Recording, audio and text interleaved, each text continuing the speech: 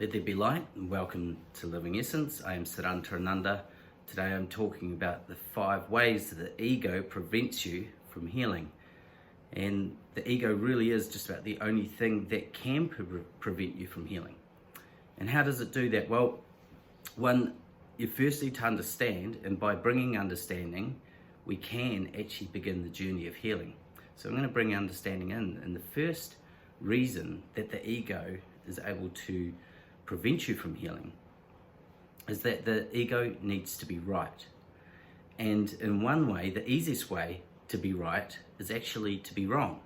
So when the ego can say, see, I told you that didn't work, you could go to a practitioner, let's say an energy healer like myself or Devi, and try it out and create some resistance, which I'll talk about again soon, and not receive your healing. It's a way of the ego being able to be right and say, see, I told you that wouldn't work. Nothing's worked. Nothing will ever work. And by the ego saying that and preventing you from going into a natural state of healing, the ego gets to be right. And that's all the ego wants, is to be right. By it being right, that voice in your head that, see, I told you that wouldn't work, it is giving credence to itself. It's giving validity that the ego is real, in which actually the ego is illusion. And we'll talk about that again soon too. And another way that the ego prevents you from going into a natural state of healing is that your illness, in a way, could be serving you. So for some people, and this is probably going to strike a chord and piss some egos off, you may be on a benefit because you have an illness or an injury. And being on that benefit, you may have become used to that and acquainted with it and comfortable in it, hence you don't want to lose it. And I know there'll be someone listening to this going, oh yeah. Now deep down, if you're really checking in on your ego, you'd see that there's many people that prevent their own healing. Well, it's the ego preventing it, because if they lose their benefit, their sickness benefit, or ACC or something like that, their lifestyle is going to change. They might have to do something about their healing. And so the ego is quite happy because you've become comfortable, and that's the other thing that the ego likes, is just comfort and what it knows. Which takes us into reason number 3, is the fear of not knowing who you'll be.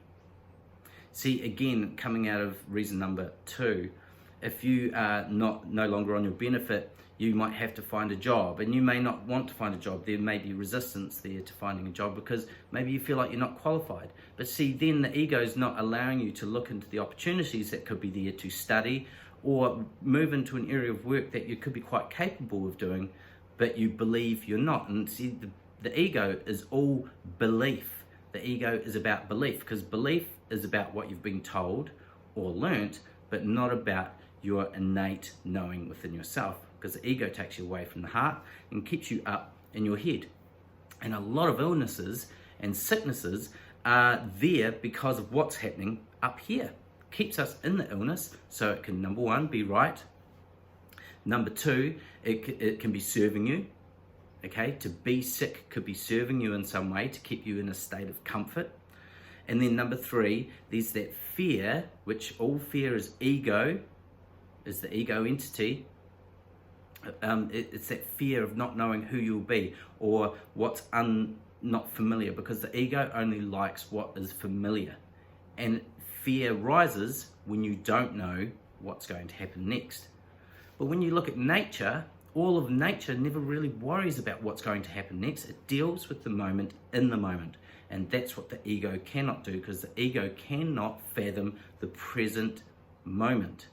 So it's always projecting off into the future, and it can set up many roadblocks when it comes to your healing. And number 4, the ego, this is a really big part of the nature of the ego. Not that it's natural, but the nature of the ego is that the ego is resistance.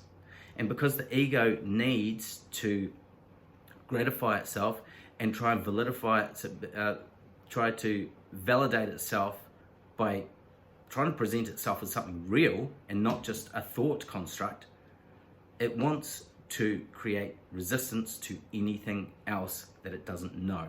If it doesn't know about it, if it doesn't understand it, it won't try to understand it, it will simply resist. And all illness is resistance.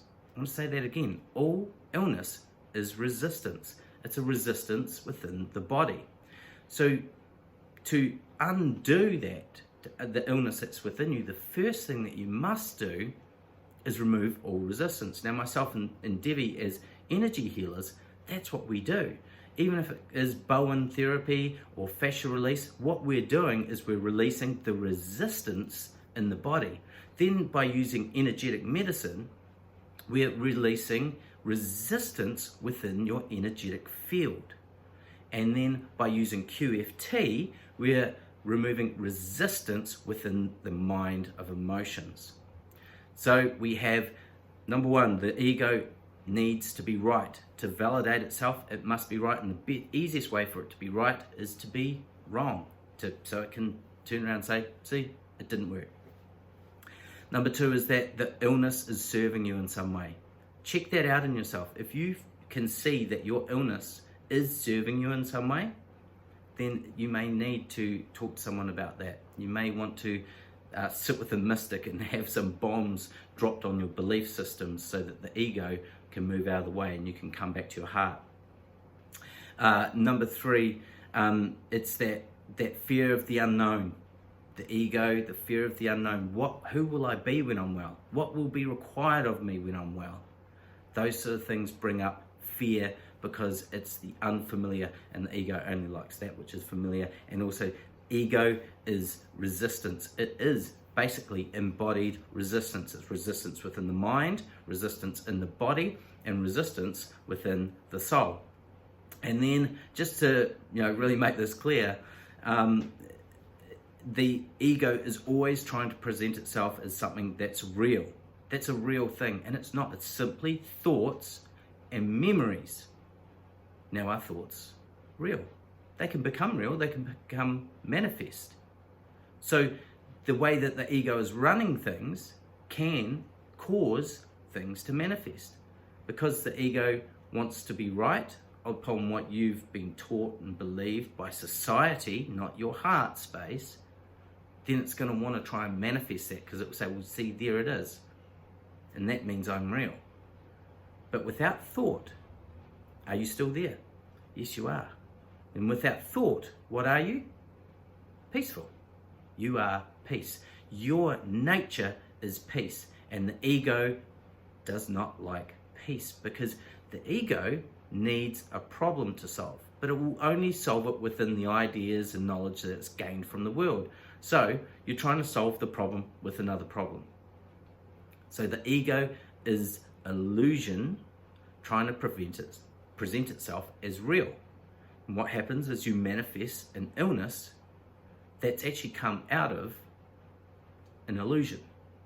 So when you can see that the ego is illusion, then you can begin to see that maybe the illness is illusion, as in it's being created by belief systems, beliefs on what the ego is driving the mind to manifest. When you can see that the ego is an illusion, then perhaps, just perhaps, the illness is an illusion as well. And when you can see that, see the ego for what it is, that thing to hold on to try and convince yourself that you are real. When you can drop the ego, and it's impossible to drop it entirely, it is there to protect us, but it's gotten out of control. It's no longer protecting us, it's trying to protect itself. It's like your thoughts trying to protect your thoughts. So it's just trying to protect the whole memory bank of your memories, your thoughts, and your conditioning. And when that's let go of, then a new conditioning comes in. A new conditioning is enabled where you can come back to what's called homeostasis. And when a human being is in the state of homeostasis, the body heals itself. When the mind is in the state of homeostasis, in balance, so what I mean by that is healthy thinking. healthy beliefs, then the mind comes back to homeostasis.